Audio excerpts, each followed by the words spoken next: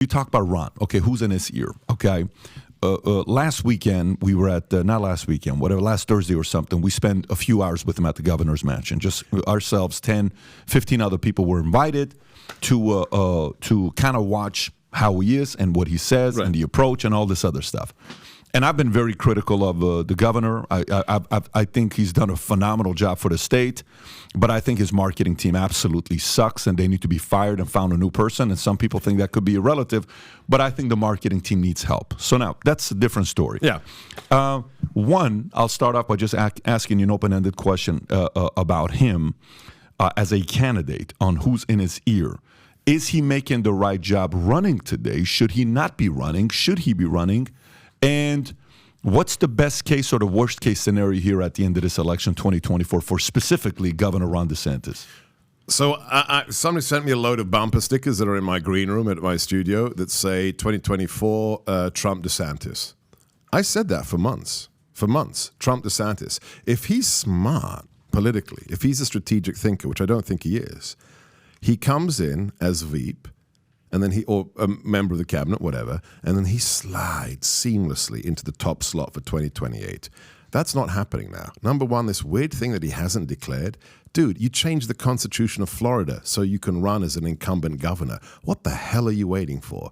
And then after the Bragg announcement and the indictment, he's toast. Oh, two things. The flip-flop on Ukraine, and then the Bragg indictment. This guy's not ready for prime time. What he did on that press conference the Monday after the indictment leaked was despicable. As a former JAG in the Navy to say, I'm not going to get involved in these things. Dude, he's a resident of Florida. You are involved whether you like it or not. And not once, but twice to make the, I don't know about hush money for porn stars. You're a child. We saw the real Ron DeSantis on that Monday presser. You said that not once, but twice? Of a president who actually made you governor. Let's be clear. He was like 12 points behind the other guy in the primary. President Trump taps him, and he's number one. And why is he popular? It's like, everybody loves Austin Powers. What is Ron DeSantis? He's the mini-me to President Trump. I'm sorry. I'm sorry?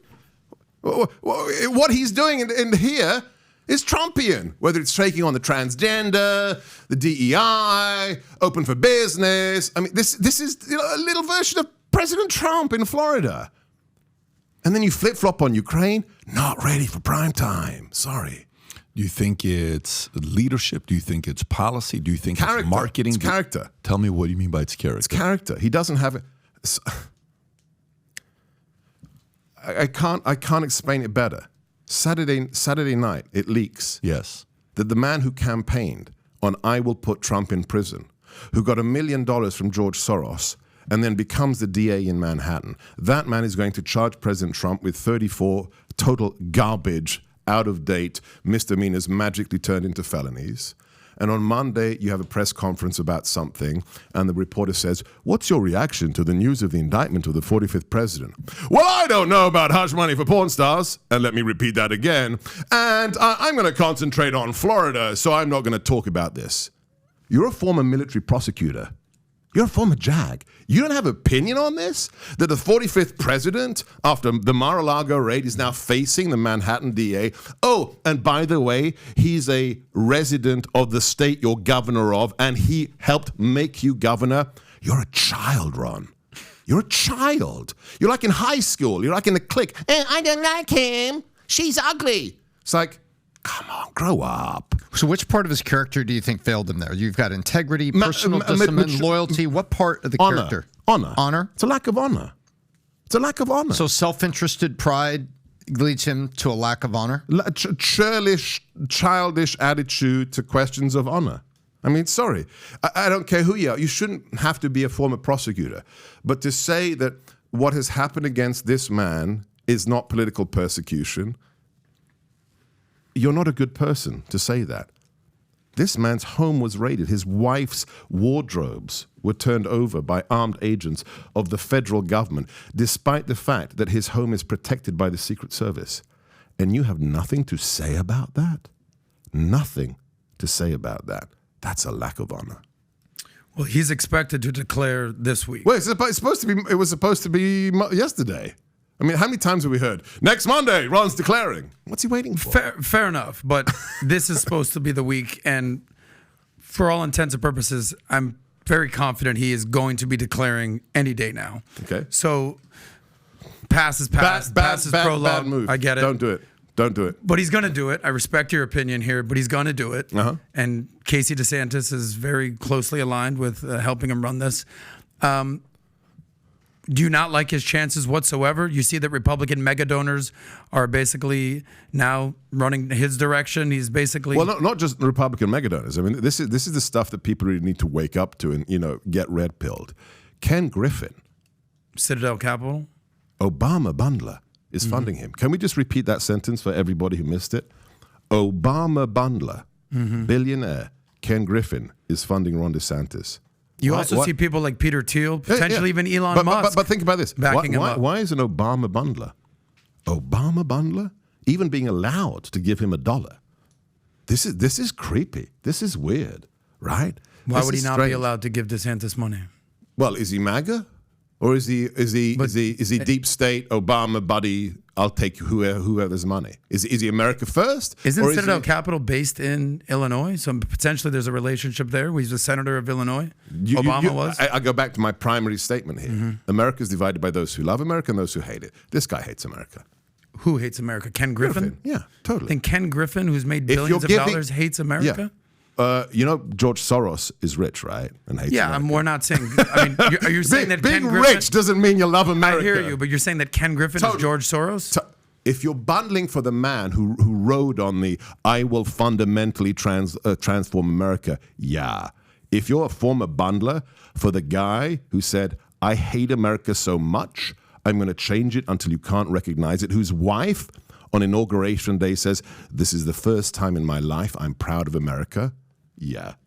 Who said that? Michelle Obama. Michelle Obama. Yeah, it's a problem.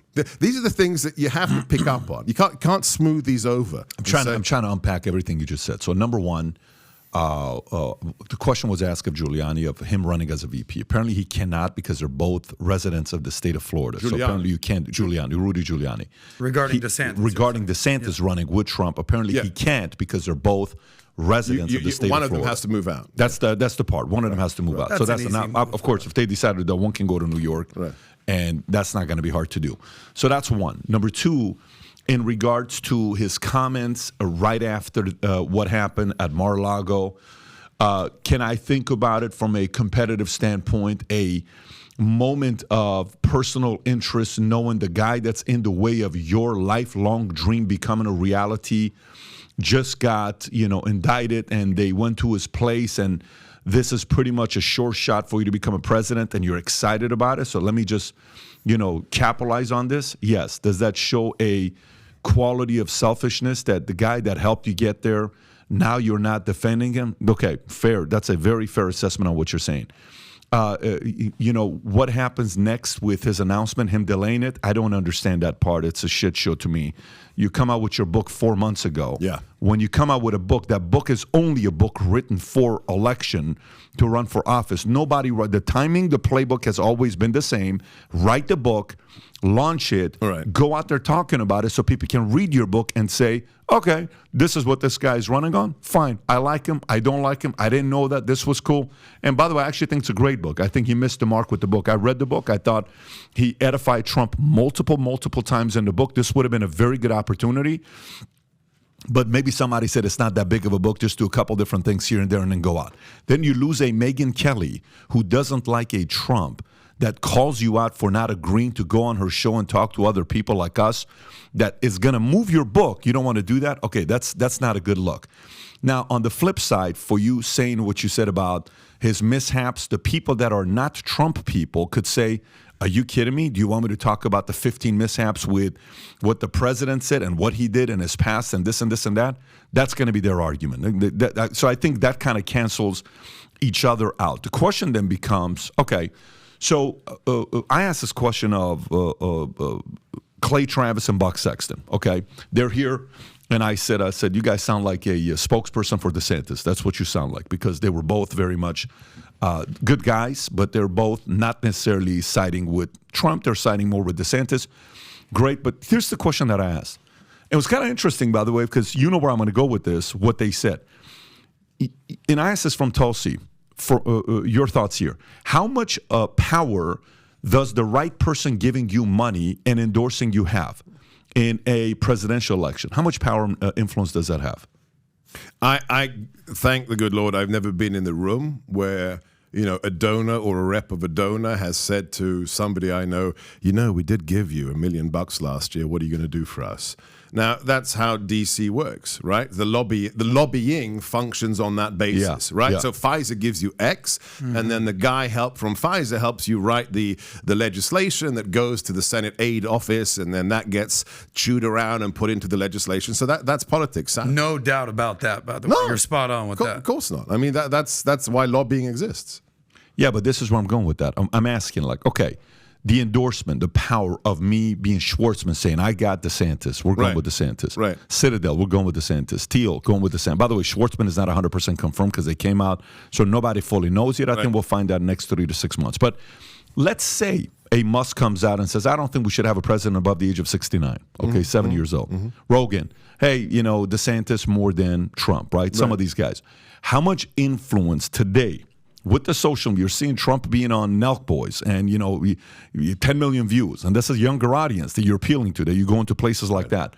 How much influence do the right endorsements have in a presidential election? Like if Musk said, I'm Team DeSantis 100%, and let's just say he gave, I don't know, let's pick a number, $50 million, $100 million, okay, to a PAC, and I'm going DeSantis or I'm going Trump, how much influence does a person like that have? If I could answer that, I would not be sitting here. I would be, flying my helicopter around tropical islands with my kids. That is the question. Is that a desire? We can get you a helicopter if that's I what love you're saying. helicopters. Let's do that. Can we schedule this? A helicopter, fast one. tropical. A fast one. We're gonna do that. Done. All right. There are several Bahamas 30 minutes away. We could fly around. Let's do it. How much is an endorsement worth it? I watched all of your Tulsi interview, and I think she said the right answer. Depends upon who's doing the endorsing. Let's say Musk. And who the candidate is. Let's say Musk and Trump or DeSantis. Here's my response. I think 2024 is going to be a lot like Carter versus Reagan, because it's going to boil down to one question. Are you better? This is what Reagan asked the American people. Are you better off than you were 4 years ago? It's not about anybody else. Richard Barris is the only pollster I trust in America. Rich was on my show last week, and he said, the only question, it's not about DeSantis. It's not about anybody else. It's not about Kamala. It's about Biden versus Trump. That's the next election. That's the only question. That's the only question people have in their mind. Do you think Trump should debate the other guys on the Republican side or not? You know what? One of the things I'm very grateful to President Trump for, apart from hiring me, is, do you remember how fun politics was? He made politics fun again. Those primaries were awesome. I mean, I would love to see 30 people on the primary debate stage. It's like, WWF. Let's do it. Bring it. Everybody. You think he would welcome that? Yeah, he loves that stuff. So that's the part I agree with, because a lot of people are saying the fact that Trump's not going to do, the debates and all that. I think he's looking forward to it, because for him, you ever seen him being roasted? What is that when they do the roast and Snoop gets up there and all these guys are roasting him? The Comedy Central. Yeah, and he just sits there and he takes it. Most people are not brave enough to be roasted. I actually think he is a roaster, and I think a natural roaster. Totally. I think he can't wait to roast all these guys on the right with the debate. But going back to the question, you still haven't answered it. No, because I don't think It's just your opinion. I'm not looking for a factual statement. I would be super excited if Elon said, yeah, Trump's the guy. But I don't think it really makes a difference. I don't think people walk in to the ballot box and say, yeah, I'm voting for Ron. But I agree. But I don't disagree. But here's the question. I don't disagree if anybody endorses Trump, meaning the Trump vote, no one cares if you endorse him. Right. Do you understand what I'm saying? But what matters is to DeSantis. Oh, DeSantis. So if a Musk says, I'm DeSantis and here's $100 million, how big of an endorsement is that for DeSantis? I'll give you my answer. Please. It's irrelevant. You think so? It's irrelevant. Why is that? Because politics has become, since Brexit, Trump, Modi, Orban, and Maloney, politics has been boiled down to one thing and one thing alone: authenticity. So if you like this clip and you want to watch another one, click right here. And if you want to watch the entire podcast, click right here.